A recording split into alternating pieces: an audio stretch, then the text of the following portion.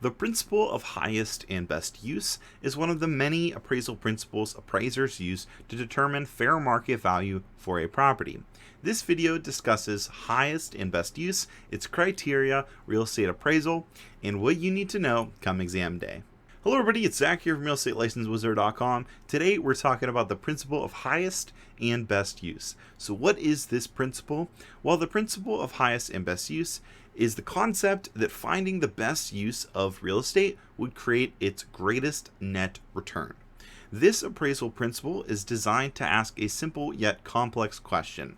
What is the maximum way to achieve the most significant return on a particular parcel of real estate? Or, in plain terms, what is the highest and best use?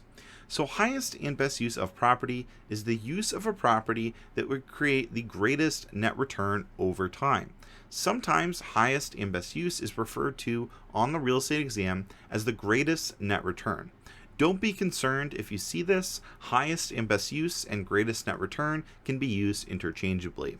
The principle of highest and best use is one of the many appraisal principles appraisers use to determine fair market value of a property.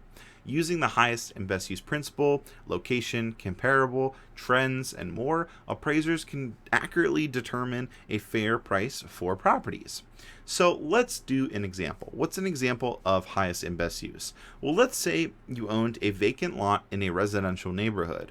If you constructed a parking garage in that residential neighborhood, chances are you would not be getting the highest value from that property.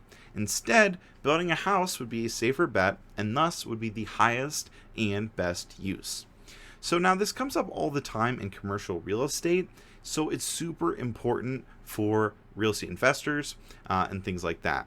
Let's say you own a large mall or shopping center, but it has some age on it and it's a bit run down. The land is excellent and stretches well over 25 acres, so you decide to evaluate it. Using the income approach, comparative approach, and finding its replacement cost, you come up with a value for that use. But let's say you want to see what other uses the property might have. Let's say instead of using the property as a mall, you redevelop it as a multi-family apartment complex.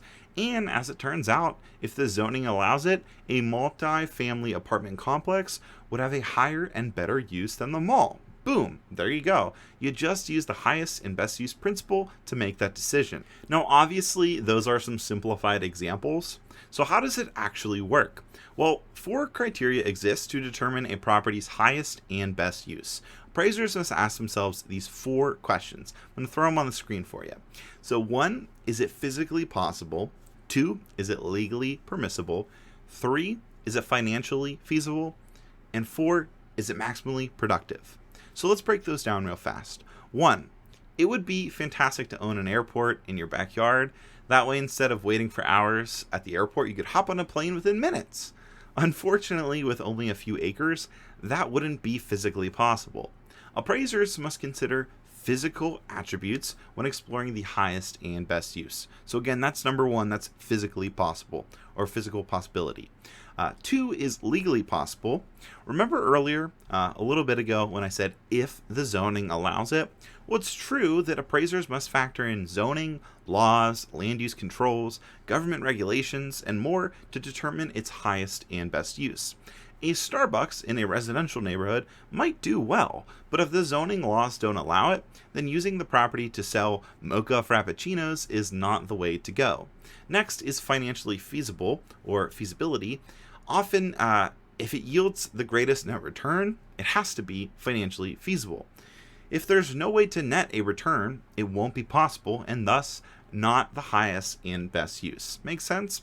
And then lastly, there's maximally productive. Maximally productive or maximum productivity is the highest and best use. This one is pretty self-explanatory as it circles back to that core principle of highest and best use. Remember, regardless of the use appraisers find, whatever has the greatest net return and follows these 4 questions is the highest and best use. So what do you need to know for the real estate exam? Well, when exam day comes, you need to be familiar with what we talked about today. Remember, the principle of highest and best use of a property is the concept that finding the best use of real estate would create its greatest net return.